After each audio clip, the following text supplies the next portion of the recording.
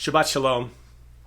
As we celebrate July 4th, we're cognizant of the original July 4th, 1776, when the Second Continental Congress unanimously approved the Declaration of Independence, a remarkable document that had a vision, a dream of what a country could be about, in which all people are created equal, endowed by our Creator with the unalienable rights of life, liberty, and the pursuit of happiness.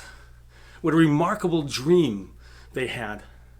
Our ancestors, the founding fathers of our nation, they believed in religion, freedom of religion, not the imposition of it, in which religions were actually protected. Such amazing values. It's a shame when those values get compromised. One just has to think about the Constitution of the United States that created the 3/5 compromise amendment, that the idea that not all people are created equal. That Declaration of Independence had such vision about what a country could be about.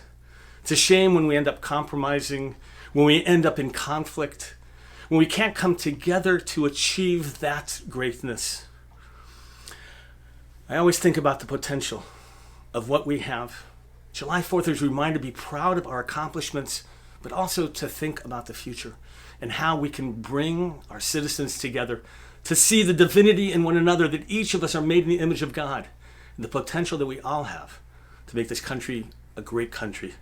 On this Shabbat, wishing you a Shabbat of holiness and greatness as we celebrate our country, Shabbat, and our relationship to God.